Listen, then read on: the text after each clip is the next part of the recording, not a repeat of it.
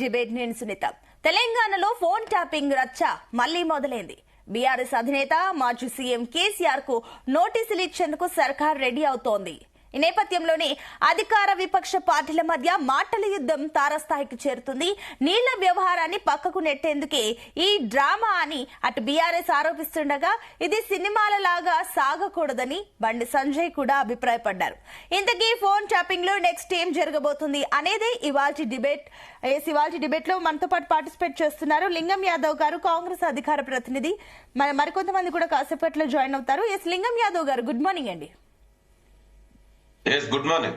లింగం యాదవ్ గారు, సో మొన్నటి వరకు కేసీఆర్ అసలు ఏమైపోయాడు, ఫామ్ హౌస్ కి పరిమితం అయ్యారని కమెంట్స్ చేసిన కాంగ్రెస్ పార్టీ ఇప్పుడు కేసీఆర్ బయటకు రాగానే మళ్లీ నోటీసులు అంటూ కూడా కొత్త తెర స్టార్ట్ చేసింది, కొత్త వ్యూహం స్టార్ట్ చేసింది. కేసీఆర్ రాగానే మళ్లీ భయపెట్టేందుకో బెదిరింపులు చేయడానికో ఈ రకంగా నోటీసులు ఇచ్చి బెదిరింపు రాజకీయాలకు కేవలం ప్రజల్ని డైవర్ట్ చేయడానికి ఈ నీళ్ల రచ్చ ఏదైతే ఉందో పాలమూరు రంగారెడ్డి ప్రాజెక్ట్ సంబంధించి కేసీఆర్ మాట్లాడారు.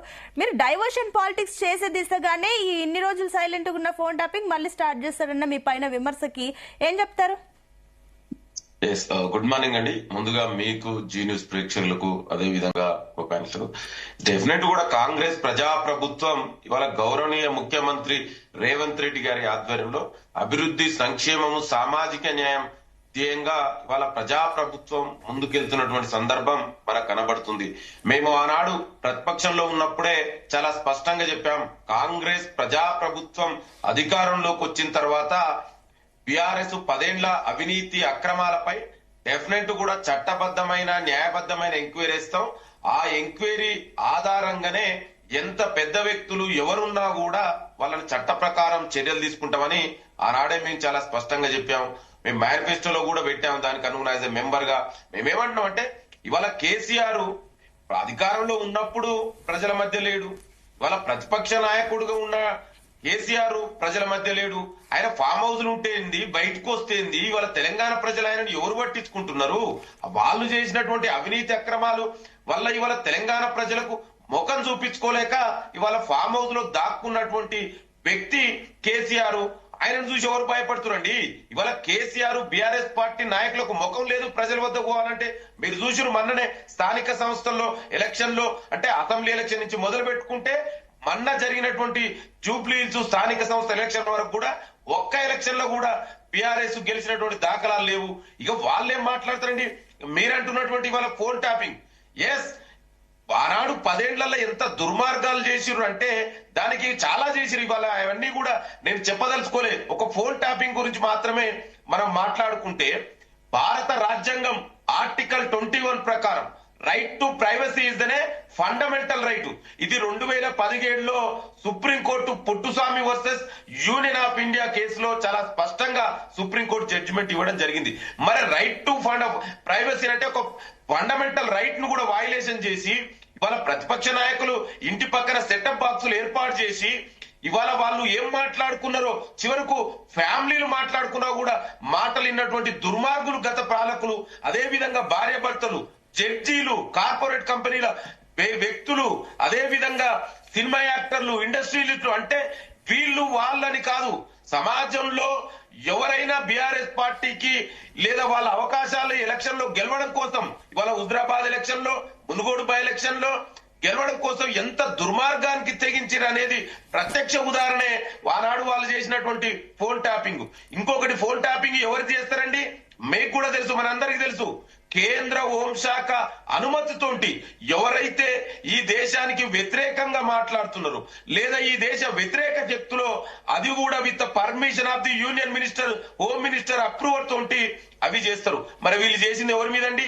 ఉద్యమకారుల మీద, తెలంగాణ ఉద్యమకారుల మీద, ప్రధాన ప్రతిపక్ష నాయకుల ఇంటి మీద.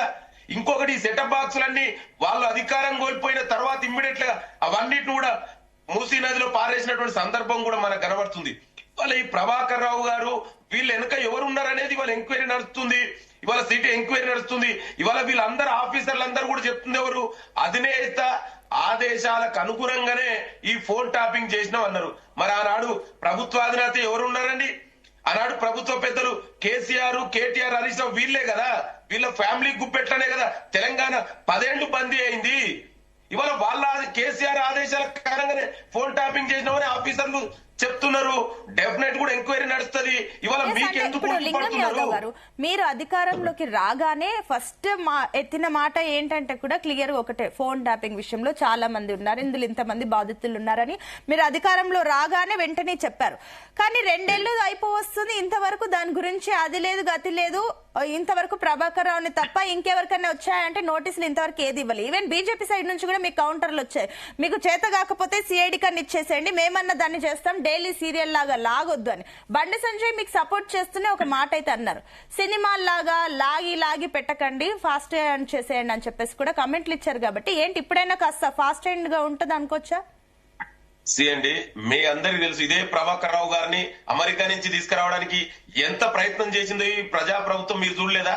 ఇవాళ వాళ్ళు తప్పించుకోవడం కోసం ఎన్ని దుర్మార్గాలు చేశారు. ఎవరు కేంద్ర ప్రభుత్వ సాయంతోటే కదా ఆయన అన్ని రోజులు అక్కడ ఉన్నది. అయినా కూడా చివరికి తీసుకొచ్చారు, ఎంక్వైరీ నడుస్తుంది. ఇది ప్రజా ప్రభుత్వం. ముఖ్యమంత్రి రేవంత్ రెడ్డి గారి ఆధ్వర్యంలో కాంగ్రెస్ ప్రభుత్వం భారత రాజ్యాంగాన్ని ప్రజాస్వామ్యాన్ని నమ్మే పార్టీ. చట్టబద్ధంగా ఎంక్వైరీ నడుస్తుంది. వాళ్ళ లెక్క వ్యక్తిగతంగా కక్షలకు మేము పోమండి. ఆనాడు వాళ్ళు చేసిరు. ప్రధానంగా మా రేవంత్ రెడ్డి గారిని ఏ విధంగా ప్రతిపక్ష నాయకుడు దర్వాజా తలుపులు పలగొట్టి మిడ్ నైట్ ఇంట్లో పోయింది మనం చూసాం. ఉద్యమకారులు లాంటిది కోదండరాంని ఏ విధంగా అరెస్ట్ చేసింది మనం చూసాం. ఈ ప్రభుత్వం ఆ విధంగా చెయ్యదండి, చట్ట ప్రకారం చేస్తుంది. మీరు అన్నారు 2 years అన్నారు. మరి ప్రభాకర్ రావు గారిని తీసుకురావడం కోసం ఇంత సమయం పట్టింది కదా. ఎంక్వైరీ నడుస్తుంది, ఎంక్వైరీ చివరి దశకు వస్తుంది. డెఫినెట్ కూడా నేను ఒకటి మాత్రం చాలా స్పష్టంగా చెప్పదలుచుకున్నాండి, ఎవరున్నా కూడా చట్ట ప్రకారం న్యాయ ప్రకారం వాళ్ళకి శిక్షలు తప్పవు. ఈ ప్రజా ప్రభుత్వం చట్టాన్ని నమ్మే ప్రభుత్వం కాబట్టి ఎంక్వైరీ నడుస్తుంది. తొందరలోనే ఈ అన్నిటికీ వెనక కారకుడు ఎవరంటే ఆనాడు ప్రభుత్వాధినేత ఉన్నటువంటి కేసీఆర్. అతని కూడా డెఫినెట్ కూడా శిక్ష పడవలసిందే. తప్పు చేస్తే ఎవరైనా కూడా చట్టం ముందు అందరూ సమానమే. ఆయనకేం స్పెషల్ ఎగ్జామ్షన్స్ ఏముంటాయి కండి. ఆయన కేసీఆర్ కి హరీష్ రావు కి నోటీసులు వెళ్తాయని చెప్పేసి అంటున్నారు. నిజమేనా? నోటీసులు పంపించే ఛాన్సెస్ ఉన్నాయి? ఎందుకంటే ఆల్రెడీ అటు కేటీఆర్ రెస్పాండ్ అయ్యారు, హరీష్ రావు రెస్పాండ్ అయ్యారు. నోటీసులు ఇస్తే ఇచ్చుకోండి, ఏం చేసుకుంటారు చేసుకోండి అంటూ కూడా హరీష్ రావు సీరియస్ గానే అంటున్నారు కదా. అండి, ఇప్పుడు హరీష్ రావు గారు అంటే అధికారం కోల్పోయిన తర్వాత బీఆర్ఎస్ నాయకులు ఫ్రస్ట్రేషన్ లో మాట్లాడుతున్నారు. వాళ్ళు మాట్లాడిన మాట ప్రజలు కూడా వాటి విశ్వసిస్తలేరు. అందుకే ఇవాళ వాళ్ళకి అన్ని ఎలక్షన్ లో కూడా బుద్ధి చెప్పారు. నేనేమంటున్నా అంటే డెఫినెట్ కూడా ఆనాడు ఈ పోల్ ట్యాపింగ్ అంటే ప్రాథమిక హక్కును కూడా భంగం కలిగించే విధంగా చేసినటువంటి దుర్మార్గులు నేను ఇంకా వ్యక్తిగతంగా పేర్లు చెప్పదలుచుకోలేదండి. ఎందుకంటే ఒక విజ్ఞునుగా ఆ వ్యక్తిగత వాళ్ళ కుటుంబాల పేర్లు బయటికి తీయదలుచుకోలేదు. అట్లాంటి దుర్మార్గాలు చేసినటువంటి వ్యక్తులు ఎందుకు శిక్ష పడకూడదండి? ఎందుకు మీరు అంటే మీరు అధికారం చేతిలో ఉండండి, విర్రవీగిరు కదా. ఇవాళ డెఫినెట్ కూడా మీకు ప్రభుత్వం నుంచి ఇవాళ ఎంక్వైరీ నుంచి నోటీసులు పోతాయి. డెఫినెట్ కూడా దీనికి బాధ్యులైనటువంటి కేసీఆర్ కు డెఫినెట్ కూడా నోటీసులు పోతాయి.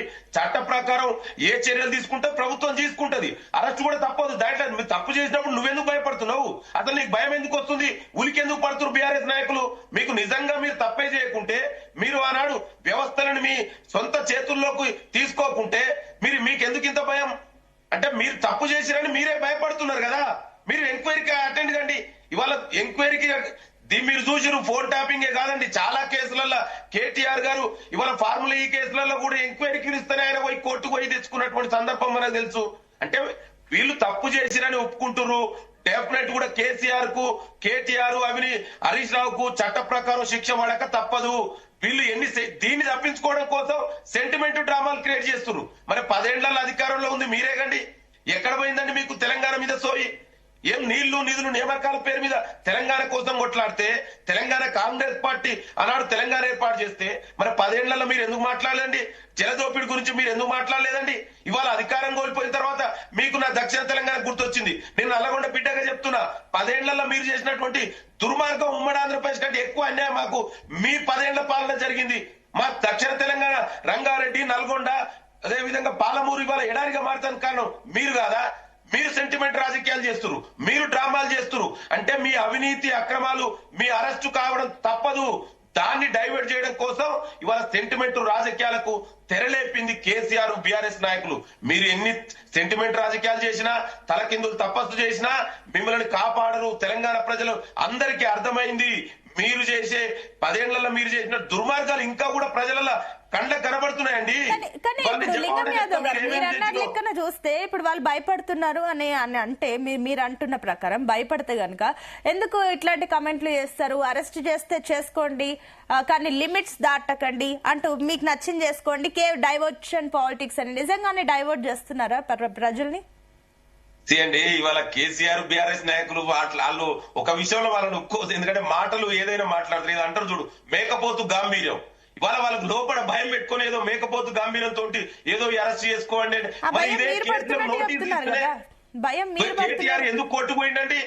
ఇప్పుడు మిగతా కేసులలో ఫార్ములా ఈ కేసు లాంటి కేసులల్లా ఇవాళ ఒక నోటీస్ కే కోర్టుకు పోయి తెచ్చుకున్నటువంటి స్టే తెచ్చుకున్నటువంటి వ్యక్తులు కేటీఆర్, ఎంక్వైరీ గురించి తప్పించుకోవడం కోసం నానా ఇబ్బందులు పడినటువంటి వ్యక్తులు వాళ్ళు. మీరు తప్పే చేయకపోతే మీరు నిజంగా ఫేర్ ఉంటే మీకు భయం ఎందుకు ఉలికి పడుతున్నారు? కోర్టులకెళ్ళి స్టేలు తెచ్చుకుంటున్నారు అంటే ఎవరు ఏం తక్కువ కదా. ఆ విషయంలో మీ సైడ్ నుంచి కూడా మీ పార్టీ అంటే నేషనల్ అధ్యక్షులు రాహుల్ గాంధీ వీళ్ళు, సోనియా గాంధీ వీళ్ళు కూడా అక్కడికి వెళ్ళి స్టేలు తెచ్చుకున్న వాళ్ళే. ఈ లెక్కను చూస్తే అందరు అదే చేస్తారు. కానీ మీరు భయపడుతున్నారా? అందుకేనా ఇప్పుడు పాలమూరు రంగారెడ్డి గురించి టాపిక్ లేవనెత్తగానే ఫోన్ ట్యాపింగ్ అన్నారు. డైవర్ట్ అవుతున్నారా? అండి నేను అదే చెప్తున్నా, ఎవరు డైవర్ట్ చేస్తున్నారు, ఎవరు సెంటిమెంట్ రాజకీయాలు వాడుతున్నారు అనేది తెలంగాణ ప్రజలందరికీ తెలుసు. అదే చెప్తున్నాండి, 10 ఏళ్లుగా అధికారంలో ఉండి మరి తెలంగాణ నీళ్లకు ఆంధ్ర జలదోపిడి జరుగుతుంటే ఎందుకు మాట్లాడలేదు? ఇవాళ కృష్ణా రివర్ లో మనందరికీ తెలుసండి, తెలంగాణకే కాదు ప్రపంచ వ్యాప్తంగా అయినా కూడా క్యాచ్మెంట్ ఏరియా ప్రకారం వాటర్ డిస్ట్రిబ్యూట్ జరుగుతుంది. మరి కృష్ణా రివర్ తెలంగాణలో 70% పైగా ఇవాళ క్యాచ్మెంట్ ఏరియా ఉంది, బేసిన్. మరి ఏ బేస్ లో నువ్వు 299 టీఎంసీ కి అగ్రి అయినావు? ఆనాడు ఎట్లా సంతకం పెట్టినావు మొదటి అపెక్స్ కౌన్సిల్ లో?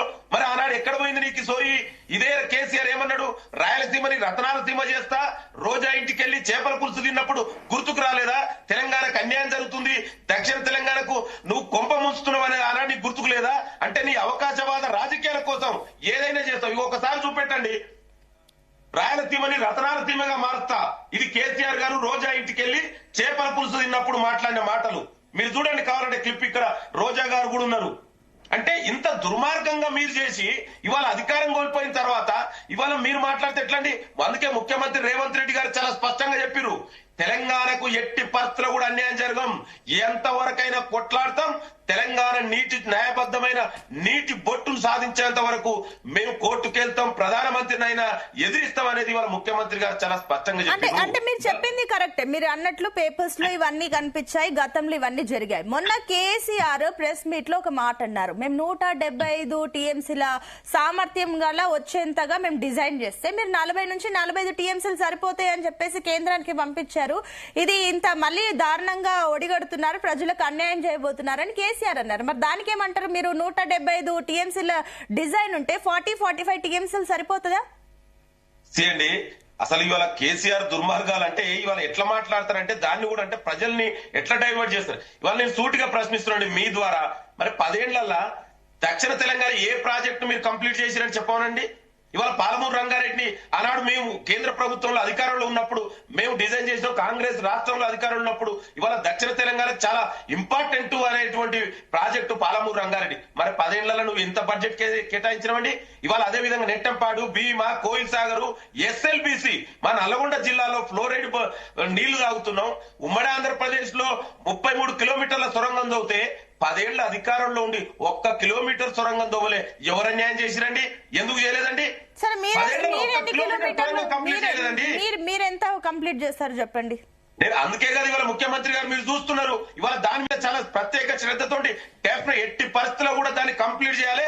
తెలంగాణకు ప్రత్యేకించి దక్షిణ తెలంగాణ నల్గొండ జిల్లాకు ఇవాళ కనుపీడితమైనటువంటి నల్గొండ జిల్లాకు నీళ్లు ఇవ్వాలనేది ఇవాళ చాలా యుద్ధ ప్రతిపాదికన ఇవాళ అక్కడ పనులు జరుగుతున్నాయి. మీరందరూ కూడా చూస్తున్నారు. అంటే నా క్వశ్చన్ కి మీరు డైరెక్ట్ గా ఆన్సర్ చేయలేదు. ఎన్ని కిలోమీటర్లు మీరు ఇప్పటి వరకు ఎంత కిలోమీటర్లు సొరంగం తవ్వారు?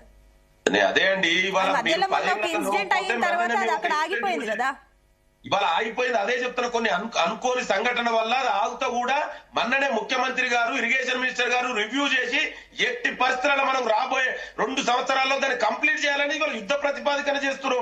తొందరలోనే అది కంప్లీట్ అవుతుంది. ఇవాళ నేను అదే అంటున్నాండి, 10 ఏళ్లలో మీరు మొత్తం తీసుకోపోయి తెలంగాణ ప్రజల కష్టార్జిత సొమ్మునంతా తీసుకుపోయి మీరు కాళేశ్వరంలో ఇవాళ పెట్టిరు. మరి అదే వీళ్ళకి small medium industry, medium river irrigation ప్రాజెక్టులు, స్మాల్ ఇరిగేషన్ ప్రాజెక్టులు 10 ఏళ్లలో మీరు కంప్లీట్ చేస్తే బాగుండేది కదా. ఇవాళ దక్షిణ తెలంగాణలో ఒక్క ప్రాజెక్టు మీరు ఎందుకు నిధులు ఇవ్వలేదు?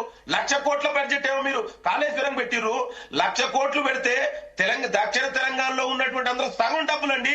మొత్తం ప్రాజెక్టులు భీమా, నెట్టపాడు, కోయిల్ సాగలు, ఎస్ఎల్బిసి ఇవన్నీ కూడా కంప్లీట్ అయ్యేది కదా. ఇవి ఎందుకు చేయలేదు మరి మీరు? అంటే మీ అవినీతి దాహం కోసం, డబ్బులు దోచుకోవడం కోసం మీ ప్రాజెక్టుల పేరుతో మీరు సెంటిమెంట్ ఆనాడు చేసిరు. ఇవాళ ప్రజాప్రభుత్వం ఈ ప్రాజెక్టులన్నీ కంప్లీట్ చేయాలి, తెలంగాణని సస్యశ్యామలం చేయాలి, మనం నీటి వాటాని మనం కాపాడుకోవాలని ఇవాళ ముఖ్యమంత్రి రేవంత్ రెడ్డి గారి ఆధ్వర్యంలో కృతనిశ్చయంతో ఉంటున్నాం. మీరు చూసిరు మొన్న ఇదే ఇవాళ పోలవరం నుంచి ఇవాళ Banakacherla project national green tribunal లో వెళ్లి కొట్లాడి దాన్ని ఆపింది కూడా ఇదే ప్రజాప్రభుత్వం కదా. మీరు ఇదే బనకచెర్ల ప్రాజెక్టుకు ఆనాడు 2016లో అనుమతి ఇచ్చింది మీరే కదా, మీ ఆధ్వర్యంలోనే కదా. గోదావరి నీళ్లు 3000 టీఎంసీలు సముద్రంలో కలుస్తున్నాయి. గోదావరి నీళ్ళని ఇవాళ రాయలసీమ తీసుకుపోవాలని చెప్పింది మీరే కదా. ఆ ఆలోచన ఇచ్చిందే మీరే కదా. మీరు ఆనాడు ముఖ్యమంత్రి, ఆంధ్రాకు ముఖ్యమంత్రి చంద్రబాబు నాయుడు ఆధ్వర్యంలో జరిగింది కదా. మరి దీనికి సమాధానం ఏం చెప్తారు? అంటే దయచేసి అధికారం కోల్పోయిన తర్వాత సెంటిమెంట్ రాజకీయాలు వాడడంలో కేసీఆర్ దిట్ట.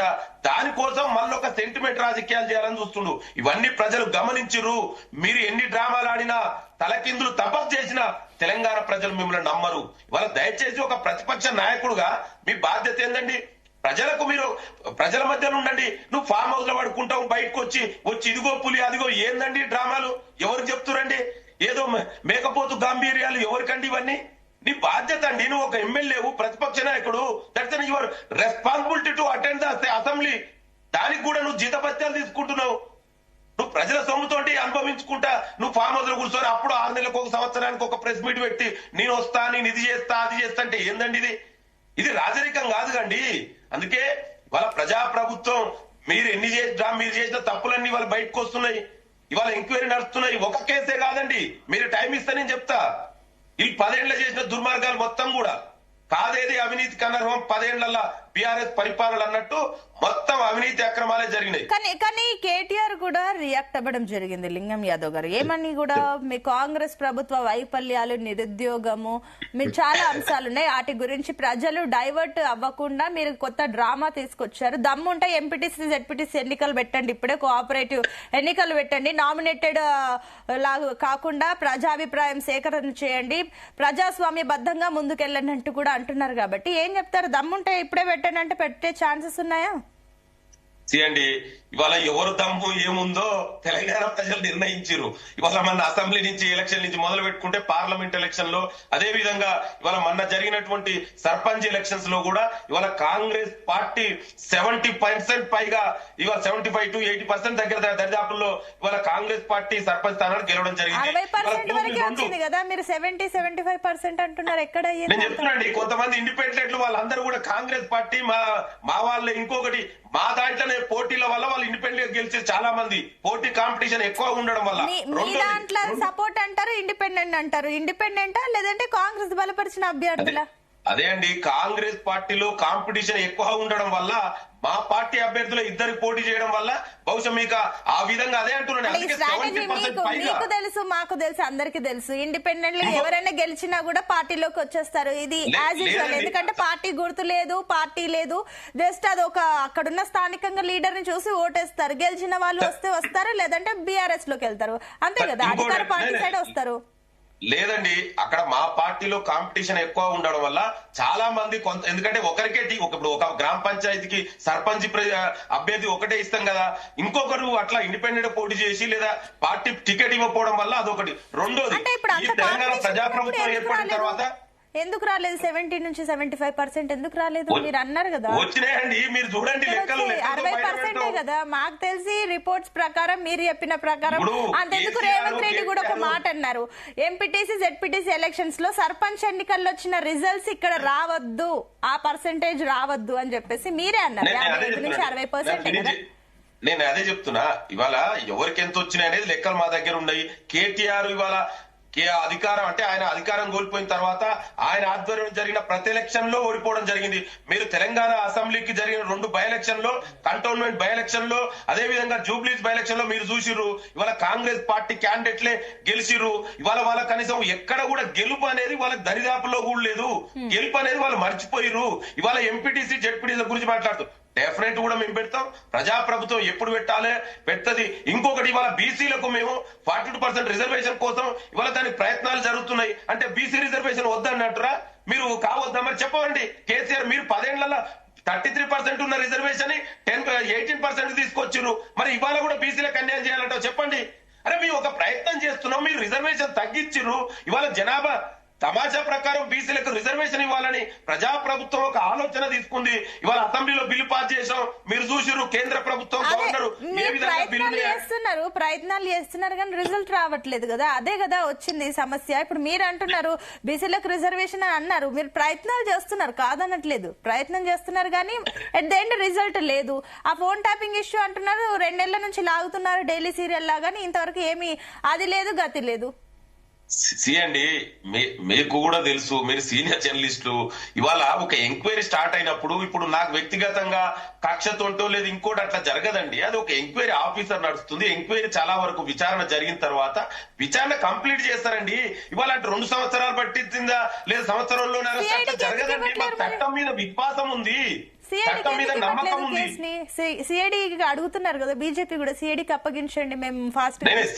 ఇక కేంద్రంలో అధికారంలో ఉన్నటువంటి బీజేపీ నాయకులు మాట్లాడితే ఎట్లండి? 11 సంవత్సరాలుగా వాళ్ళు చేసినటువంటి దుర్మార్గాలు మనకు తెలియదా? ఇక వీళ్ళిద్దరు ఒకటే కదా, అందుకే వీళ్ళు అదే మాట్లాడతారు. ఎందుకంటే 10 ఏళ్లలో బీఆర్ఎస్ బీజేపీ కలిసి పనిచేసింది. ఇవాళ బీజేపీ ఆధ్వర్యంలో ఎలక్షన్ కమిషన్ చివరకు స్వతంత్ర ప్రతిపత్తి గల సంస్థలు, అటానమస్ ఇన్స్టిట్యూషన్స్ అనేటువంటి ఎలక్షన్ కమిషన్ ను, సిబిఐని, ఈడీని, ఐటీని ఏ విధంగా వ్యక్తిగత స్వార్థం కోసం యూజ్ చేస్తున్నారో మన అందరికి తెలియదు కాదు. కొత్తగా చెప్పాలంటారా దాన్ని? ఎలక్షన్ కమిషన్ నే చివరకు ప్రజాస్వామ్యంలో నిరపేక్ష అంటే స్వతంత్రంగా ఎలక్షన్ నిర్వహించాలన్న కమిషన్ నే వాళ్ళు ఏ విధంగా వాడుతున్నారో మనం చూస్తున్నాం. ఇంకా 10 ఏళ్లలో బీఆర్ఎస్ బీజేపీ కలిసి పనిచేసింది. బీజేపీ తెచ్చినటువంటి అన్ని చట్టాలకు బీఆర్ఎస్ సపోర్ట్ చేసింది కదా. డిమానిటైజేషన్ కు, జిఎస్టీకి, ఇవాళ రైతు వ్యతిరేక నల్ల చట్టాలకు సపోర్ట్ చేసింది ఇదే బీఆర్ఎస్ బీజేపీ కదా. ఇవన్నీ కూడా వాళ్ళిద్దరు కలిసి కూడబలుకొని అందుకే ఆ విధంగా మాట్లాడుతున్నారు. వాళ్ళు కొత్తగా ఏముంది, 10 ఏళ్లలో కలిసి పనిచేసారు, ఇప్పుడు కలిసే ఉన్నారు. మొన్న జరిగినటువంటి సర్పంచ్ ఎలక్షన్ లో కూడా కలిసే ఉన్నారు కదా. బీజేపీ బీఆర్ఎస్ ఇద్దరు కలుస్తా కూడా 20%, 25% రాలే సీట్లు వాళ్ళకు. ఇంకేం చెప్తారు వాళ్ళు?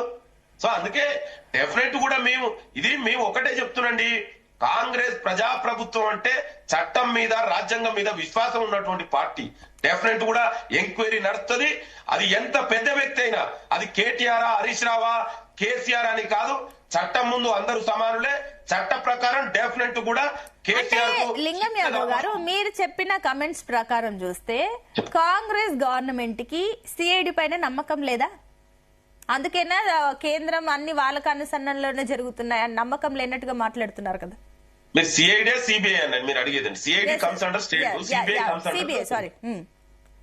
అదే అండి. అంటే నేను అదే చెప్తున్నా. ఇవాళ 11 సంవత్సరాలు నేను ఒక చిన్న డేటా చెప్తాను. అంటే నమ్మకం లేదా అని నేను అడిగాను. సిబిఐ పైన మీకు నమ్మకం లేదా? నేను అదే చెప్తున్నాండి. 11 సంవత్సరాలుగా బీజేపీ నరేంద్ర మోడీ మొత్తం కూడా అటానమస్ సంస్థలన్నింటిని కూడా తన చెప్పు చేతుల్లోకి తీసుకొని దుర్వినియోగం చేస్తున్నటువంటి సందర్భం మనకు కనబడ్డది. ఇవాళ 11 సంవత్సరాలుగా ఎవరి మీద కేసులు పెట్టిరండి? కేంద్రంలో అధికారం ఉన్నటువంటి బీజేపీ ప్రతిపక్ష నాయకులు, ప్రాంతీయ పార్టీల మీద తప్ప ఎక్కడైనా బీజేపీ నాయకుల మీద ఎవరికొక్క మీద కేసు అయిందా? ఇంకొకటి, ఈ కేసులు పెట్టిన వాళ్ళంతా బీజేపీలో జాయిన్ అయితే వాషింగ్ పౌడర్ ఏదో అయినట్టు అందరి మీద కూడా కేసులు ఉన్నాయి. ఇవాళ మీరు చూడు, హేమంత బిశ్వాస నుంచి మొదలు పెట్టుకుంటే మహారాష్ట్ర అశోక్ చవాన్ వరకు, వీళ్ళు నవీన్ జిందాల్ వరకు, వీళ్ళు చెప్పిన కేసులన్నింటిని కూడా, పెట్టిన కేసులన్నింటిని కూడా చివరికి మన తెలుగులో ఇక్కడే ఉన్నటువంటి సుజనా చౌదరి కేసు ఏమైందో మనకు తెలియదా అండి? అంటే బీజేపీలో జాయిన్ అయితే కేసు ఉండదు. అంటే వీళ్ళు చేసేదాన్ని, అందుకే వాళ్ళు వ్యవస్థలన్నింటిని కూడా భ్రష్టు పట్టిస్తున్నారు. మరి మీ పైన కూడా అందుకే కదా ఈ కేసులకు భయపడే కొందరు ఎమ్మెల్యేలు మీ దాంట్లోకి వచ్చారు. మొన్న హైదరాబాద్ వచ్చినప్పుడు కూడా బీఆర్ఎస్ వాళ్ళు కాంగ్రెస్ లోకి జంప్ అయింది. అందుకేనా క్లీన్ చిట్ వచ్చి బయటకు వస్తుంది కాంగ్రెస్ పార్టీలోకి వస్తారు. ఇక మీరు అన్నట్టు నిజంగా మరి ఫిరాయింపుల గురించి వీళ్ళు మాట్లాడితే మరి 10 ఏళ్లలో బీఆర్ఎస్ చేసింది ఏందండి? ఇవాళ స్పీకర్ గారు ఇంకొకటండి, మనం అందరి కూడా స్పీకర్ నిర్ణయాన్ని గౌరవిస్తాం. భారత రాజ్యాంగం ప్రకారం యాంటీ డిఫెక్షన్ లా ప్రకారం కూడా స్పీకర్ కే డిస్క్రిప్షన్ పవర్స్ ఉన్నాయి. మీరైనట్టు ఎమ్మెల్యేలు ఎవరైనా పార్టీ ఫిరాయించారు అనేది అది కోర్టుకెళ్ళిరు వాళ్ళు, స్పీకర్ గారు నిర్ణయం తీసుకుర్రు. స్పీకర్ నిర్ణయాన్ని మనం ప్రశ్నించడానికి వీలు లేదు. అది మీకు తెలుసు, మాకు తెలుసు. కానీ నేను ఏమంటున్నానంటే, ఒక నిమిషం అండి, బీజేపీ నుంచి పల్నాటి వెంకటరెడ్డి గారు జాయిన్ అయ్యారు. అండ్ అదే విధంగా రాజకీయ విశ్లేషకులు బీఆర్ఎస్ నుంచి జయేందర్ గారు కూడా జాయిన్ అయ్యారు. ఇద్దరికి గుడ్ మార్నింగ్ అండి. ముందుగా వెంకట్ గారు మీరు చెప్పండి. సో మొన్నటి వరకు ఏదైతే ఫోన్ ట్యాపింగ్ వ్యవహారంలో మీరు ఒక మాట అయితే అంటూ వచ్చారు, సిబిఐకి అప్పగించొచ్చు కదా మీకు కాకపోతే అని చెప్పేసి కూడా కమెంట్లు వేశారు. డైలీ ఎపిసోడ్ లాగా లాగుతున్నారు, సీరియల్ లాగా అని చెప్పేసి కమెంట్లు వచ్చాయి. అండ్ ఇప్పుడు కేసీఆర్ కి హరీష్ రావుకి నోటీసులు వెళ్తాయంటే బండి సంజయ్ కానీ రఘునందన్ రావు కానీ వీళ్ళందరూ కూడా రియాక్ట్ అవుతున్నారు. మంచి విషయమే, స్వాగతిస్తున్నామని చెప్పేసి మాట్లాడుతున్నారు. కాబట్టి ఏంటి కాంగ్రెస్ కి సపోర్ట్ గా నిలుస్తుందా బీజేపీ అంటున్నట్లుగా, బీఆర్ఎస్ అంటున్నట్లుగా? మీరిద్దరు కలిసిపోయారా కాంగ్రెస్ బీజేపీ? ముందుగా మీకు అలాగే జీ తెలుగు న్యూస్ ప్రేక్షకులకి ప్యానెల్ వారందరికీ నమస్కారం. ఎక్కడ కలిసిపోయేది ఉండదు, ఎక్కడ ఉండి బయటకు వచ్చేది ఉండదు. ఎప్పుడు భారతీయ జనతా పార్టీ ఏ పార్టీతో ఉండదు.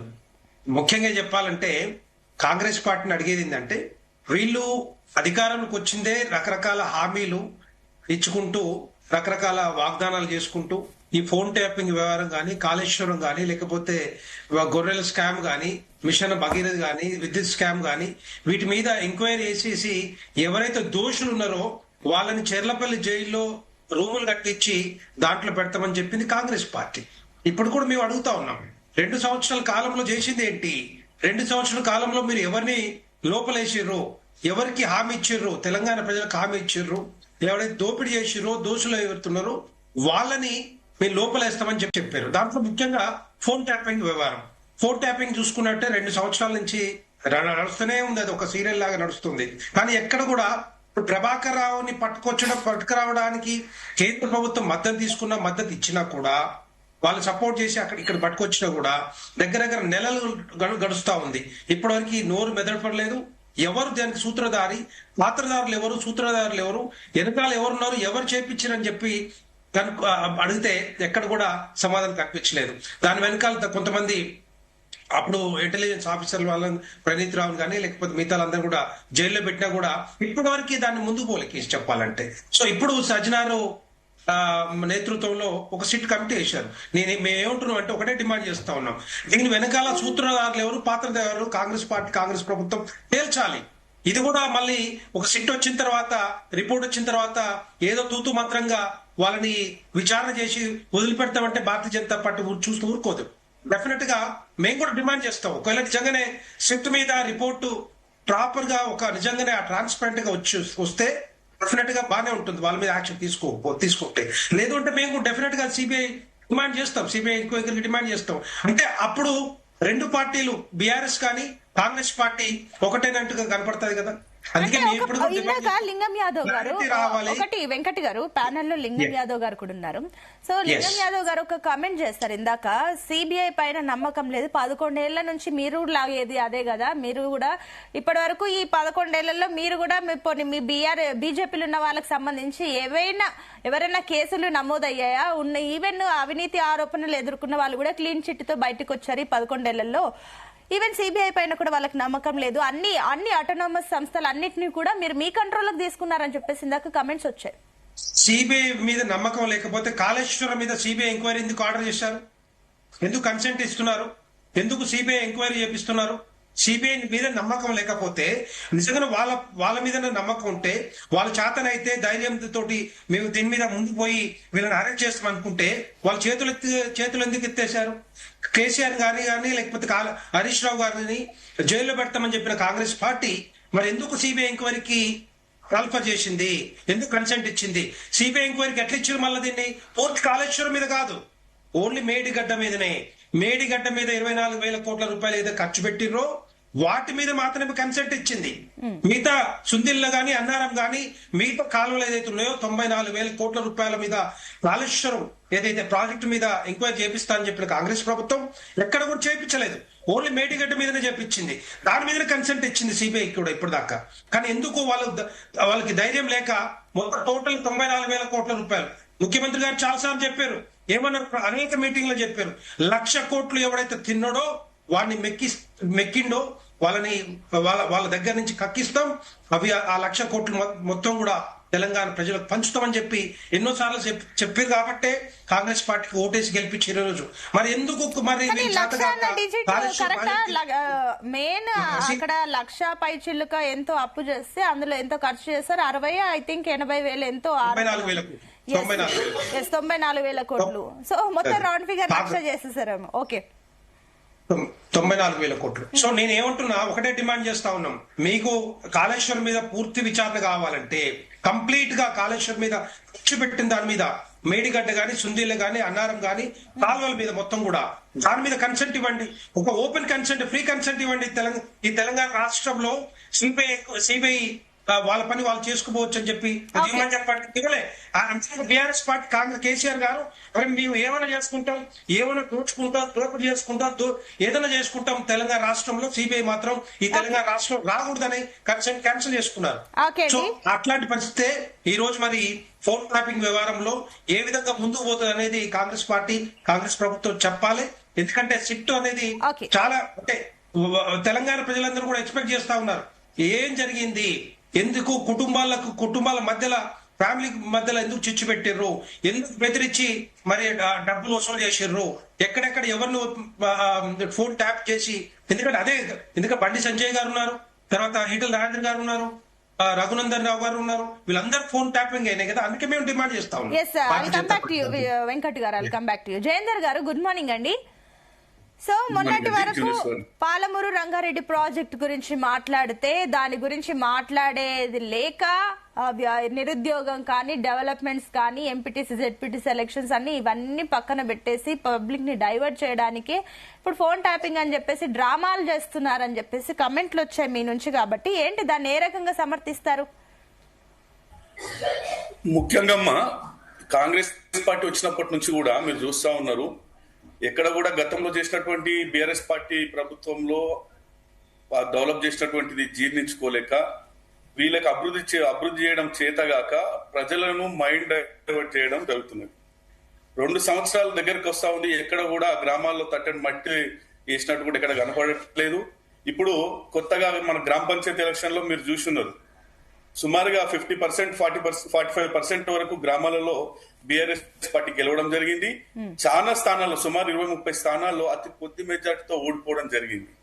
ఇదే మళ్ళీ ఎంపీటీసీ జెడ్పీటీసీ ఎలక్షన్ లో వస్తే మాకు ఎక్కడ కూడా గ్రామాల్లో స్థానం ఉండదన్న ఉద్దేశంతో మళ్ళీ ప్రజలను డైవర్ట్ పాలిటిక్స్ చేసి ఈరోజు ఏదో బీఆర్ఎస్ పార్టీ పైన కేసీఆర్ అంటున్నారు, సర్పంచ్ ఎన్నికల్లో 70 నుంచి 75 వరకు వచ్చిందని చెప్పేసి వాళ్ళు అంటున్నారు. లేదమ్మా, 40-45% మేము ఖచ్చితంగా గెలిచి ఉన్నాం. వాళ్ళు కావాలనే ఉద్దేశంతో వాళ్ళకి స్థానం లేదమ్మా. మీరు చూసుకోండి, ఎక్కడైనా కూడా టిఆర్ఎస్ పార్టీ ఓడిపోయినటువంటి స్థానాలు 10 నుంచి 50, 100 లోపల ఓడిపోయినటువంటి స్థానాలు సుమారుగా 1,500 స్థానాలు ఉన్నాయి. అధికార దుర్వినియోగం చేసి ఈరోజు గ్రామాల్లో విచ్చలవిడిగా డబ్బులు పంచి ఎక్కడికక్కడ అధికారాన్ని ఉపయోగించుకొని, పోలీసులను ఉపయోగించుకొని ఎన్నో కార్యక్రమాలు చేస్తేనే, ఇంత ఒత్తిడి చేస్తేనే బీఆర్ఎస్ పార్టీకి అన్ని స్థానాలు వచ్చినాయి. అది కూడా మీరు గమనించుకోవాలి. మీరు కూడా పంచారు కదా, ఈవెన్ ఓడిపోయిన తర్వాత బయటకు వచ్చి డబ్బులు ఇవ్వండి మరి దేవుడి పైన ఒట్టేయించుకొని మరి డబ్బులు ఓటేసారా లేదా డబ్బులు అడిగిన పరిస్థితి మీ సైడ్ నుంచే ఉంది కదా. డబ్బులు అడిగినటువంటి పరిస్థితి మా సైడు, మేము అధికారంలో లేము కదమ్మా, అధికారంలో వాళ్ళు ఉన్నారు. డబ్బులు మీరు కూడా పంచారు కదా, సర్పంచ్ ఎన్నికల్లో మీ సైడ్ అభ్యర్థులు, మీ బలపరిచిన అభ్యర్థులు కూడా డబ్బులు పంచారంట కదా. మేము మా సైడ్ బలపరిచినటువంటి అభ్యర్థులను పంచనిచ్చేటువంటి కార్యక్రమం ఎక్కడుందా? మా అధికారం మా చేతిలో ఉందా? పోలీసులు మా చేతుల్లో ఉన్నారా? వాళ్ళు ఎక్కడికక్కడ అవన్నీ కావాలన్నటువంటి దుష్ప్రచారం చేస్తున్నారు తప్ప దాంట్లో ఎటువంటి నిజం లేదమ్మా. అంటే ఇప్పుడు నోటీసులు వెళ్తున్నాయి కదా, ఇప్పుడు హరీష్ రావుకి, కేసీఆర్ కి నోటీసులు పంపించడానికి రెడీ అయ్యారు. ఏంటి మీ నెక్స్ట్ స్టాండ్ ఏంటి? ఈ ఒక్కటమ్మ, వీళ్ళు ఎలక్షన్ లో ముందల ప్రజలను మైండ్ డైవర్ట్ చేయాలనేటువంటి కార్యక్రమం ఒక్కటి మాత్రమే వీళ్ళు చేస్తున్నారు. గతంలో మనం ఎన్నోసార్లు చూస్తున్నాం, ఫోన్ ట్యాపింగ్ కావచ్చు, ఇంకా కాళేశ్వరం కావచ్చు, అన్నిటి మీద ఏదైనా ఒక సమస్య ముందరకు వచ్చి ప్రజలు ఒక స్థిరమైనటువంటి ఆలోచనకు వచ్చినప్పుడల్లా వీళ్ళు మైండ్ డైవర్ట్ చేయడం తప్ప ఇంకా వేరే కార్యక్రమం ఏం చేయలేదు. ఈ ఓన్లీ ఆరోపణలు మాత్రమే. వీళ్ళకి అధికారం వీళ్ళ చేతిలో ఉంది. తీసుకోవాల్సినటువంటి ఇన్ని రోజుల నుంచి చూస్తున్నాం కదా, ఏదైనా ఒక దాని మీద తీసుకోవాల్సిన చర్యలు ఎన్నో ఉంటాయి, తీసుకోలేకపోతున్నారు. వచ్చి ప్రజల యొక్క ఆలోచన డైవర్ట్ చేయడం కోసం మాత్రమే ఇలా ఆలోచన చేస్తారు తప్ప ఎటువంటి దీంట్లో లేదు. ఓకే, నేను మళ్ళీ వస్తాను. లింగం యాదవ్ గారు, సో ఇందాక ఏదైతే సిబిఐ పైన నమ్మకం లేదు అని చెప్పేసి మీరు అన్నారో కూడా, దానికి ఇందాక వెంకటరెడ్డి గారు ఒక మంచి పాయింట్ చెప్పారు. కాళేశ్వరం సంబంధించి మరి అట్లాంటప్పుడు సిబిఐ చేతులు ఎందుకు పెట్టారు నమ్మకం లేనప్పుడు? మీ అండర్ లో ఉంచుకోవచ్చు కదా అన్న క్వశ్చన్స్ కి ఏం చెప్తారు? ఎస్ కరెక్టేనండి. అయితే ఇదే బీజేపీ నాయకులు కూడా ఆనాడు అమిత్ షా, నడ్డా గారు కూడా హైదరాబాద్, తెలంగాణకు వచ్చి ఎలక్షన్స్ ముందు బీఆర్ఎస్ పార్టీకి, కల్వకుంట్ల కుటుంబానికి కాళేశ్వరం ఏటీఎం గా మారింది అన్నారు.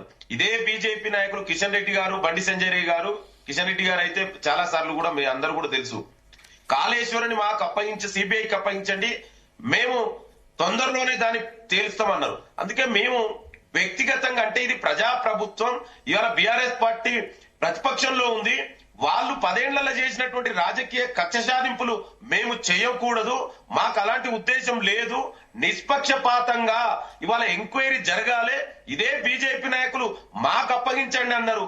అందుకే ఇవాళ భరోసా, అంటే ఇవాళ మేము ఏది చేసినా కూడా అంటారనే కేంద్ర ప్రభుత్వంలో సిబిఐకి అప్పగించడం, ఇవాళ సిబిఐ కూడా తన చిత్తశుద్ధిని నిరూపించుకోవాలి. నేనేమంటున్నా అంటే అవన్నీ అటానమస్ సంస్థలు, ఇవాళ రాజ్యాంగ ప్రకారం స్వయం ప్రతిపత్తుల సంస్థల్ని మీ చిత్తశుద్ధిని నిరూపించుకొని మీరు తేల్చండి అన్న, అంటే మీ లెక్క మేము చెయ్యకూడదు అన్నది కదా బీఆర్ఎస్ పార్టీ చేసింది అన్నాడు. ఆ విషయంలో మేము అందుకే మీరే అడిగిరు కదా, స్వయంగా కిషన్ రెడ్డి గారే అడిగిరు. సరే మరి ఎందుకు మరి కిషన్ రెడ్డి గారు, అందుకే మేము ఇచ్చాము, ఇప్పుడు మీ ఎంక్వైరీ చేసి చూపెట్టండి, మీ చిత్తశుద్ధిని నిరూపించుకోండి. ఇవాళ సిబిఐ కూడా ఒక అవకాశం దొరికింది. మీ మీద వచ్చినటువంటి ఇవాళ ఈ 11 సంవత్సరాలుగా మీ మీద వచ్చినటువంటి ఈ అన్నింటిని కూడా మీరు తేటం చెల్లె చేసి మీ చిత్తశుద్ధిని నిరూపించుకునే ఒక అవకాశం సిబిఐకి వచ్చింది. ఇవాళ వీళ్ళు మాట్లాడుతున్నారు, ఇది ఒకటే కాదండి, చివరికి ఎలక్షన్ కమిషన్ కూడా ఇవాళ మనం చూస్తున్నాం.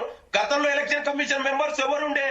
Supreme court CJ, chief justice of India, ప్రతిపక్ష నాయకుడు, ప్రధానమంత్రి మెంబరు, వీళ్ళు ముగ్గురు కూర్చొని చీఫ్ ఎలక్షన్ కమిషన్ మెంబర్స్ ని, అదే విధంగా ఇతర మెంబర్స్ ని ఎన్నుకునేది. మరి ఇవాళ ఏం జరిగిందండి? సుప్రీంకోర్టు జడ్జిని ఎందుకు మీరు కమిటీ నుంచి మెంబర్ గా తీసేసిరు చెప్పవాలండి. దాని మీద దానికి సమాధానం లేదు. ఎందుకు తీసేవలసిరు? సుప్రీంకోర్టు జడ్జి ఏ పార్టీకి సంబంధించిన వ్యక్తి కాదు కదా, మరి ఎందుకు మీరు తీసేసిరు? ఇవాళ ఆయన బదులు ఎవరిని పెట్టిరు? క్యాబినెట్ కొలీగ్ ఎవరికి సంబంధించిన వ్యక్తి ఉంటాడు? ప్రధానమంత్రి ఏ చెప్తే ఒక క్యాబినెట్ మినిస్టర్ ప్రధానమంత్రికి వ్యతిరేకంగా మాట్లాడి నిర్ణయం తీసుకుంటారా అండి? అది నరేంద్ర మోడీ లాంటి పరిపాలనలో జరుగుతుందా? ఎక్స్పెక్ట్ చేయగలుగుతావా? అంటే వీళ్ళు ఏం సమాధానం ఎందుకు చెప్పినా చెప్పాలండి. సుప్రీంకోర్టుని జడ్జిని ఎందుకు మీరు కమిటీ నుంచి తీసేసిరు? ఏ కారణాల చేత తీసేసిరు? ఇప్పటి వరకు సమాధానం లేదు. వీళ్ళు అందుకే చెప్తున్నా, వీళ్ళు ఒక వ్యవస్థ, అంటే ప్రజాస్వామ్యంలో ఎలక్షన్ ని పెట్టే ప్రజాస్వామ్యానికి అయినటువంటి ఎలక్షన్ కమిషన్ ని మార్చేసిరు. ఇక సిబిఐ, ఈడీలు, ఐటీ దాడులు ఎవరి మీద జరుగుతున్నాయో మనకు తెలియదా? ఇవాళ సుజనా చౌదరి మీద బీజేపీలో జాయిన్ కాక ముందు కేసు అవుతుంది, బీజేపీలో జాయిన్ అయితే కేసు ఉండదు. ఇవాళ సువేందు అధికారి, ఇట్లాంటివి ఎంతో మంది. ఒక్కరేందండి, చివరకు వీళ్ళు కోల్ స్కామ్ అన్నారు ఆనాడు. కోల్ స్కామ్ కు ప్రధాన కారకుడు అన్న వ్యక్తి నవీన్ జిందాల్. ఇవాళ నవీన్ జిందాల్ ఏ పార్టీలో ఉండండి?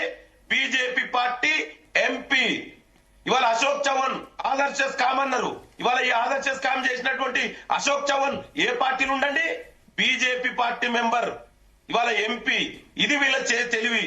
ఇది వీళ్ళు, అంటే బీజేపీలో జాయిన్ అయితే కేసులు ఉండయి, ఇతర పార్టీల జాయిన్ ఈ పాయింట్ నేను క్లారిటీ తీసుకుంటాను వెంకట్ గారి దగ్గర. అంతకంటే ముందు మీరు ఈ పాయింట్ చెప్పండి. ఇందాక జయేందర్ గారు ఒక కమెంట్ వేశారు, ఎంపీటీసీ జెడ్పీటీసీ ఎలక్షన్స్ కి వెళ్లే ముందు ఇది వాళ్ళ మీద బట్టగాల్చి మీదేసేదే తప్ప మీరు ప్రూవ్ చేసుకోలేకపోతున్నారు, ఇప్పుడు నోటీసులు అని చెప్పేసి కూడా ఏదో ఈ ఎన్నికల కంటే ముందు ఇది ఒక స్టంట్ తప్ప ఏమీ లేదని చెప్పేసి అంటున్నారు. కాబట్టి నిజమేనా? అందుకేనే ఇదంతా చేస్తున్నారు? అండి, మేము ఏ ఎలక్షన్ అయినా గెలుపు మాదే. ఇవాళ వాళ్ళు ఎందుకు ఇవ్వరు? నేను అదే చెప్తున్నాను. ఇవాళ అసెంబ్లీ ఎలక్షన్ నుంచి, పార్లమెంట్ ఎలక్షన్ నుంచి, మొన్న జరిగిన జూబ్లీహిల్స్ బై ఎలక్షన్ లో, ఇవాళ సర్పంచ్ ఎలక్షన్ లో కూడా కాంగ్రెస్ పార్టీ గెలిచింది. ఇక బీఆర్ఎస్ పార్టీ గెలిచేది ఎక్కడదండి? వాళ్ళ పార్టీ క్లోజ్ అయింది. టీఆర్ఎస్ బీఆర్ఎస్ గా మారింది, బీఆర్ఎస్ గా మారింది. వాళ్ళ నాయకుడు కూడా రిటైర్మెంట్ తీసుకొని ఫామ్ హౌస్ లో కూర్చున్నారు. వాళ్ళు మాట్లాడితే ఎట్లండి? సర్పంచ్ ఎలక్షన్స్ లో మీరు గెలిచారని చెప్పాలన్నా కూడా అధికార పార్టీకి మాక్సిమం ఈ సర్పంచ్ ఎలక్షన్స్ కి ఆల్మోస్ట్ ఆల్మోస్ట్ 100% రావాలి. పోనీ 100% రాకపోయినా కనీసం 80% వరకైనా మెజారిటీ ఉండాలి. ఆల్మోస్ట్ ఇది 50-50కి 50-40 ఇట్లా దగ్గరలో ఉంది కదా మ్యాచ్. దీనికి ఏం చెప్తారు మరి? ఎక్కడ 50 అండి? వాళ్ళకి అసలు ఇద్దరు బీజేపీ బీఆర్ఎస్ ఇద్దరు కలిస్తే కూడా 30% రాలే. 70% పైగా ఇవాళ కాంగ్రెస్ పార్టీ గెలుచుకుంది. మీకు కావాలంటే డేటా కూడా మేము పంపిస్తాం. మీకు విత్ ఏదే డిస్ట్రిక్ట్లలో, ఏ మండలంలో, ఏ విలేజ్ లో మేము గెలిచాం చెప్తున్నారు కదా. కేవలం 100 ఓట్లు 10 ఓట్లు ఈ తేడాతో గెలిచారు. 1500 వరకు వాళ్ళు మీ వాళ్ళే ఉన్నారని చెప్పేసి అన్నారు కదా. సియండి, ఇవాళ లోకల్ బాడీ ఎలక్షన్స్ లో అసలు సర్పంచ్ ఎలక్షన్ లో టోటల్ ఓట్స్ ఎన్ని ఉంటాయండి? ఇవాళ మ్యాక్సిమం నుంచి మినిమం వరకు కూడా చూసుకుంటే 1 ఓటు కూడా ఇంపార్టెంట్ ప్రజాస్వామ్యంలో. ఇవాళ అక్కడ జరిగేది లోకల్ బాడీలో మెజార్టీ ఓట్స్ డిఫరెన్స్ చాలా తక్కువనే ఉంటది. విన్ అయ్యారు పార్టీస్ నుంచి. ఇవాళ అన్ని పార్టీలో జరుగుతుంది. స్థానిక సంస్థల్లో జరిగేది అది కామన్ జరుగుతుంది. ఒక పార్టీ ఒక ఓటు ఏందండి. కొన్ని దగ్గర ఇంకా టాస్ వేస్తారు, మీకు తెలియదు కాదు. టాస్ వేస్తే ఈక్వల్ వస్తే కూడా చాలా సందర్భాలలో నేను కూడా చూసి అక్కడ మా దగ్గర కూడా అక్కడ టాస్ వేస్తే కూడా గెలిచినటువంటి సందర్భాలు ఉంది. ఇవాళ వీళ్ళు అదే చెప్తున్నా, మేము 70% పైగా స్థానాలలో సర్పంచ్ స్థానాల్లో గెలిచాము.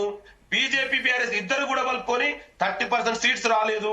ఇవాళ మీరు మాట్లాడుతున్న ఎంపీటీసీ జెడ్పీటీసీలు డెఫినెట్ కూడా తొందరలోనే ఎంపీటీసీ జెడ్పీటీసీ ఎలక్షన్ లో కూడా పోతాం. ఏ ఎలక్షన్ అయినా రాసి పెట్టుకోండి, mark my ward. A election అయినా తెలంగాణలో జరగబోయే ఏ ఎలక్షన్ అయినా గెలిచేది కాంగ్రెస్ పార్టీ మాత్రమే. వీళ్ళకు ఓట్లు అడిగే కనీస నైతిక అర్హత బీఆర్ఎస్ పార్టీకి లేదు. ఇక బీజేపీ 11 ఏళ్లుగా బీజేపీ కేంద్రంలో అధికారంలో ఉండి తెలంగాణకి ఏం చేసిందో స్పష్టంగా ఇది చేసినాం. మేము తెలంగాణకు బడ్జెట్ లో వాటా ఇచ్చినాం, ఒక ఐఎం తీసుకొచ్చినాం, మూసీ రిజర్వేట్ కు డబ్బులు ఇచ్చాం, మెట్రో ఎక్స్పాండ్ చేశాం. ఈ చెప్పుకో కనీసం ఒక ప్రాజెక్ట్ కు పాలమూరు రంగారెడ్డికి, కానీ ఏ ప్రాజెక్ట్ కూడా జాతీయ హోదా లేనటువంటి రాష్ట్రం తెలంగాణ. లింగం యాదవ్ గారు ఒక నిమిషం అండి. అదేవిధంగా రాజకీయ విశ్లేషకులు డాక్టర్ జయరాం గారు కూడా జాయిన్ అయ్యారు. జయరాం గారు good morning. Very good morning Sunitha. I'm good అండి, థ్యాంక్ యూ. సో జయరాం గారు ఏం చెప్తారు? ఫోన్ ట్యాపింగ్ ఇష్యూ విషయంలో, కేసు విషయంలో కొత్త మలుపు తిరిగింది. ఇప్పుడు కేసీఆర్ కి హరీష్ రావుకి నోటీసులు ఇచ్చే ఛాన్సెస్ ఉన్నాయని చెప్పేసి బలంగా వినిపిస్తుంది. వెళ్తాయని కూడా అనేస్తున్నారు కాబట్టి, సో ఏంటి ఈ విషయంలో నిజంగానే స్పీడప్ ఉంటుందా, లేదంటే బండి సంజయ్ అన్నట్లుగా ఇది సినిమాల లాగా సీరియల్ లాగా లాగడం కాకుండా కాస్త ఫాస్ట్ గా చేయండి అని చెప్పేసి అన్నారు కాబట్టి ఏమైనా పురోగతి ఉంటుందా, లేదంటే కేవలం ఇది ఒక స్టంటా ఎంపీటీసీ జెడ్పీటీసీ ఎలక్షన్స్ కంటే ముందుగా? మీకు ప్యానెల్లో ఉన్న మిత్రులకు నమస్కారాలు, జీ న్యూస్ ప్రేక్షకులకు.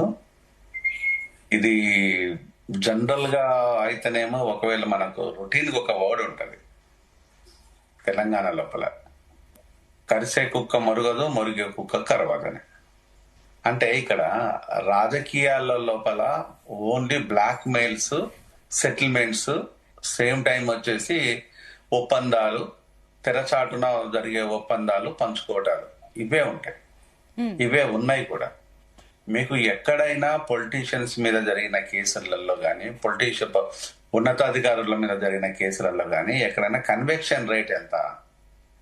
కన్విక్షన్ రేట్ ను మీరు చూస్తే 0.3% కూడా లేదు. నాట్ 1%, ఈవెన్ 0.3% కూడా లేదు. అంటే it rare conviction, it's very rare and rare. ఈ రేర్ కన్విక్షన్స్ లోపల కేసులు పెడితే ఎంత, పెట్టకపోతే ఎంత? ఒకవేళ పెట్టిందే అనుకుందాం, సరే ఇప్పుడు హరీష్ కానీ కేసీఆర్ కానీ ఇచ్చిండ్లు అనుకుందాం. ఇస్తే వీళ్ళ కన్విక్షన్ ఉంటుందా? ఈ తెలంగాణ లోపల ఒకే ప్రభుత్వము జీవితకాలం ఉంటుందా? రేవంత్ ఉంటాడా? అసలు రేవంత్ మీద ఉన్న కేసు కన్విక్షన్ అయిందా? ఇదంతా ఎందుకు? రేవంత్ మీద ఉన్న కేసు కన్విక్షన్ అయిందా? అంటే ఎవరిని నమ్మిద్దామని? రేవంత్ ను జైల్లో తోసేయండి, జగన్మోహన్ రెడ్డిని జైల్లో తోసేయండి, చంద్రబాబు నాయుడును జైల్లో తోసేయండి, ఇలా చెప్పుకుంటూ పోతే అనేక మందిని జైల్లో తోసేయాలి. తోసే దమ్ముందా? లేదు. అంటే నేను చెప్పేది ఏంటంటే ఇక్కడ ఇవన్నీ ఓన్లీ రాజకీయ జమింగ్స్. రాజకీయంగా వాళ్ళను వాళ్ళు ఎస్టాబ్లిష్ చేసుకోవడం కోసం ఎదుటోళ్ళ మీద బురద జల్లుతాం. మీరు కడుక్కోండి. ఈ రోజు టెలిఫోన్ ట్యాపింగ్ ఒక్కటే కేసు ఉందా తెలంగాణ లోపల? భూములు 1,28,00,000 ఎకరాల భూములు తిన్నారు. మరి ఎంతమందిని జైల్లో దోసేయాలి? ఈ రోజు రియల్ ఎస్టేట్ దందా, రియల్ ఎస్టేట్ లోపల ఒక్కొక్కడు డబ్బులు కట్టించుకొని మోసాలు చేస్తున్నారు. వాళ్ళని ఎంతమంది దోసేయాలి? అక్కడ చిత్రపురి కాలనీ లోపల దొంగలు ఉన్నారు. ఒక మహోన్నతమైన వ్యక్తి ప్రభాకర్ రెడ్డి గారు, తెలంగాణ బిడ్డ, సినిమా యాక్టర్, డాక్టర్. ఆయన ఆ ఉన్నత ఆశయంతో భూములు ఇస్తే అందులో కూడా దోపిడీ జరిగేసి అందులో దొంగలు ఇన్వాల్వ్ అయ్యారు. అందులో గవర్నమెంట్ ఆఫీసర్స్, వాళ్ళ మీద నేను కంప్లైంట్ ఇచ్చేసాను, కేసులు పెట్టేశాను, వీళ్ళు ఈ పలానోడు అని చెప్పేసి ఫోటోలతో సహా ఇచ్చాను.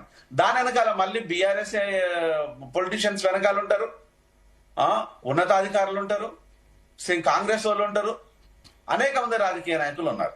మరి వాళ్ళ గురించి ఏంటి అంటే ఈరోజు ఎవరిని చెప్తున్నారు, అంటే ఇప్పుడు మీరు చెప్తున్న లెక్క ప్రకారం చూస్తే ఈ ఫోన్ ట్యాపింగ్ వ్యవహారంలో సిట్ కూడా ప్రభుత్వానికి తొత్తులుగా పనిచేస్తుందా? నేను సిట్ ప్రభుత్వానికి తొత్తులుగా పనిచేస్తానే వర్డ్ నేను ఉపయోగించాను. సిట్ గానే పనిచేస్తుంది, ప్రభుత్వ ఆధీనంలో పనిచేస్తుంది. ప్రభుత్వ ఆధీనంలో పనిచేసే సిట్ ఎలా ఉంటుందో మీకు తెలియదు కాదు, నాకు తెలియదు కాదు.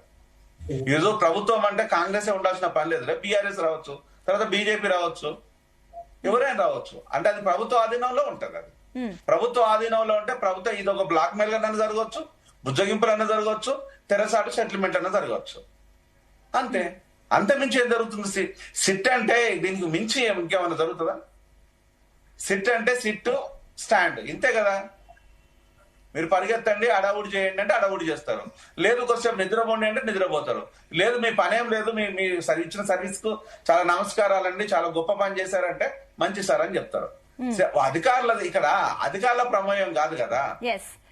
అధికారులను ఆపరేట్ చేసే పొలిటీషియన్స్ మీదే కేసులు ఉంటాయి. పొలిటీషియన్స్ పెట్టుకొని జైల్లో పోవడానికి ఎవరు సిద్ధంగా ఉన్నారు? ఎస్ జయరామ్ గారు, నేను మళ్ళీ వస్తాను, టైం తక్కువ ఉంది, మిగిలిన వాళ్ళ దగ్గర కూడా వెళ్ళి నేను ఫైనల్ గా మీ దగ్గరకు వస్తాను. ఎస్ వెంకట్ గారు, సో మీ ఫైనల్ కమెంట్స్ ఏంటండి? సునీత గారు, ఇంతకుముందు నేను ఏమంటున్నా, కాంగ్రెస్ పార్టీ నిజంగానే కాళేశ్వరం మొత్తం మీద విచారణ కావాలి అనుకుంటే కాళేశ్వరం మొత్తం మీద ఇవ్వమని చెప్పాలి. కానీ మేము డిమాండ్ చేసేది అదే అంటాం. అంతకుముందు కూడా మేము అదే మాట్లాడినాం. మీరు ఏదైతే 94,000 కోట్ల రూపాయలు, 1,00,000 కోట్ల రూపాయలు అని చెప్పిన కాంగ్రెస్ పార్టీ ప్రభుత్వం రాకముందు ఈ రోజు అదే డిమాండ్ చేస్తా ఉన్నాం. ఇప్పుడు కూడా మేడిగడ్డ కాదు, మొత్తం కాళేశ్వరం మీద ప్రాజెక్టు మీద మీరు ఎంక్వైరీకి ఆర్డర్ చేయండి, ఎంక్వైరీకి ఇవ్వండి. మేడిగడ్డ ఒక్కటే కాదు, సుందిల్లా అన్నారం, కానీ నచ్చకపోతా ఉన్నారు. ఇప్పుడు నాకు ఇంకా దాని గురించి మాట్లాడలేదు. ఎన్నిసార్లు అడిగినా కూడా, ఎన్ని క్వశ్చన్స్ అడిగినా కూడా, ఎన్నిసార్లు రిమైండ్ చేసినా కూడా పట్టించుకోవట్లేదు. రెండో పాయింట్, సిఈసి గురించి మాట్లాడుతున్నారు, ఎలక్షన్ కమిషనర్ గురించి మాట్లాడుతున్నారు. వీళ్ళ యూపీఏ హయాంలో 2005లో నవీన్ చావ్లా గాని, సంపత్ గారిని కాంగ్రెస్ పార్టీ ఎప్పుడు చూసినా కూడా వీళ్ళ 50 సంవత్సరాల కాలంలో కాంగ్రెస్ ప్రైమ్ మినిస్టర్ ఎవరు చెప్తే వాళ్ళే ఎలక్షన్ కమిషనర్ గా అపాయింట్ చేసిన స్థితి కనపడ్డది. ఆ రోజు 2005లో యూపీఏ చైర్మన్ సోనియా గాంధీ గారు, ఆమె ప్రైమ్ మినిస్టర్ కాకపోయినా ఆమెకి ఏ హోదా ఉంది, ఏ అథారిటీ ఉందని చెప్పి నవీన్ చావ్లా గారిని మరి ఎలక్షన్ కమిషనర్ గా అపాయింట్ చేశారు. ఏ హోదా ఉందని సంపత్ గారిని ఎలక్షన్ కమిషనర్ గా అపాయింట్ చేశారు. రెండో పాయింట్, ఆ రోజు ఎల్కే అద్వానీ గారు ఎల్ఓపిగా ఉండి మీరు అది కాదు కొలీజియం వేయండి, కొలీజియం వేసిన తర్వాత దాంట్లో ఎవరైతే బెస్ట్ ఉంటారో వాళ్ళని సెలెక్ట్ చేద్దామంటే వాళ్ళని ఇగ్నోర్ చేసి వాళ్ళు డైరెక్ట్ గా అపాయింట్ చేశారు. ఇమీడియట్ గా ఆ రోజు ప్రెసిడెంట్ ప్రతాప్ పాటిల్ గారు దాని క్లియరెన్స్ కూడా ఇచ్చారు. అలాంటిది కాంగ్రెస్ పార్టీ. కానీ భారతీయ జనతా పార్టీ 2014 మోడీ గారు వచ్చిన తర్వాత, భారతీయ జనతా పార్టీ వచ్చిన తర్వాత ఇట్లా కాదు, ఈ విధంగా కాదు అని చెప్పి ఒక ప్రెసిడెంట్ ఉండండి, ప్రైమ్ మినిస్టర్ ని, ఎల్ఓపిని, తర్వాత క్యాబినెట్ మినిస్టర్ ఎవరైతే ఉన్నారో ఒక్కరిని మేము కూడా కాంగ్రెస్ పార్టీని ఇన్వాల్వ్ చేస్తా ఉన్నాం, ఆపోజిషన్ పార్టీ ఇన్వాల్వ్ చేస్తా ఉన్నాం. మీరు చెప్పండి ఎవరు బెస్ట్ ఏ విధంగా సెలెక్ట్ చేయాలని. ఆ సెలెక్షన్ కమిటీలు వీళ్ళని చేస్తే మేము ఒక సిస్టమ్ ని కరెక్ట్ చేసుకుపోతా ఉన్నాం. వెంకట్ గారు, జయేందర్ గారు మీ ఫైనల్ కమెంట్స్ 1 minute ఉంది, చెప్పండి జయేందర్ గారు. చెప్పండి జయేందర్ గారు. ఒకటమ్మా, ఏం జరిగినా రాష్ట్ర ప్రభుత్వం చేస్తున్నటువంటిది బీఆర్ఎస్ పార్టీ మీద ప్రజలందరూ గమనిస్తున్నారు. వాళ్ళు ఎందుకు చేస్తున్నారో, బీఆర్ఎస్ పార్టీలో కీలకమైనటువంటి హరీష్ రావు గారు గారిని, కేటీఆర్ గారిని ఏదో రకమైనటువంటి చర్యల వల్ల ఇరుకున్న పడేస్తే ప్రజలు అయోమయంలో పడతారనేటువంటి ఉద్దేశం వాళ్ళకు ఉండొచ్చు కాక, కానీ ప్రజలు ఆ రకంగా లేరు, ప్రతిదీ గమనిస్తున్నారు. మీరు ఇంకోటి కూడా చూస్తున్నారు, పరిపాలన విధానానికి 2 సంవత్సరాల వరకు టైం ఇచ్చి ఉన్నారు కేసీఆర్ గారు. మొన్న చెప్పినారు మనం వార్తలు, ఏమన్నారు అంటే 2 సంవత్సరాల వరకు వాళ్ళ యొక్క పరిపాలన చూసి ఆ తర్వాత ఏ కార్యక్రమం తీసుకోవాలి అనేటువంటి ఖచ్చితమైనటువంటి ప్లాన్ తోటి రావడం జరుగుతుంది. ఖచ్చితంగా అన్నగారు ఇంతకు ముందు లింగమన్న గారు ఒకటి చెప్పినారు, బీఆర్ఎస్ పార్టీకి ఓట్లు అడిగేటువంటి నైతిక హక్కు ఎక్కడిది అని చెప్పి అన్నారు. అన్నది మీరు వెనుకకు తీసుకోవాలి.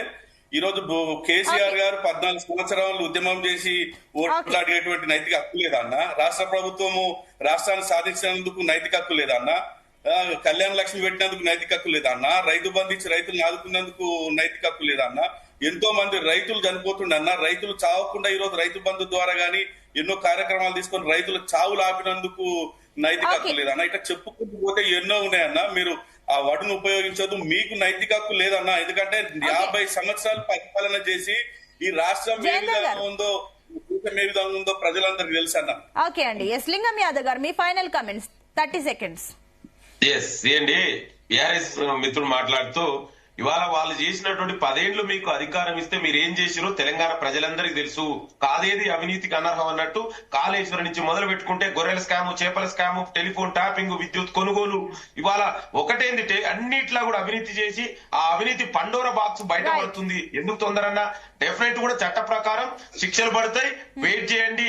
ఎవరు కూడా తప్పించుకోలేరు. ఎంత పెద్ద వ్యక్తులైనా, అది కేసీఆర్ అని ఎవరైనా కూడా చట్టం ముందు అందరూ సమానమే.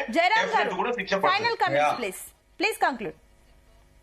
రాజకీయ నాయకులకు ప్రభుత్వానికి అర్హతనే లేదు మాట్లాడడం. శిక్షలు, చట్టాలు, నేరస్తులు. ఎందుకంటే ప్రభుత్వాలలోనే నేరస్తులు ఉన్నారు, ప్రభుత్వాలలోనే అవినీతి పరులు ఉన్నారు, ప్రభుత్వంలోనే దోపిడీదారులు ఉన్నారు, ప్రభుత్వంలోనే దొంగలు ఉన్నారు, ప్రభుత్వంలోనే దోచుకుంటున్నారు.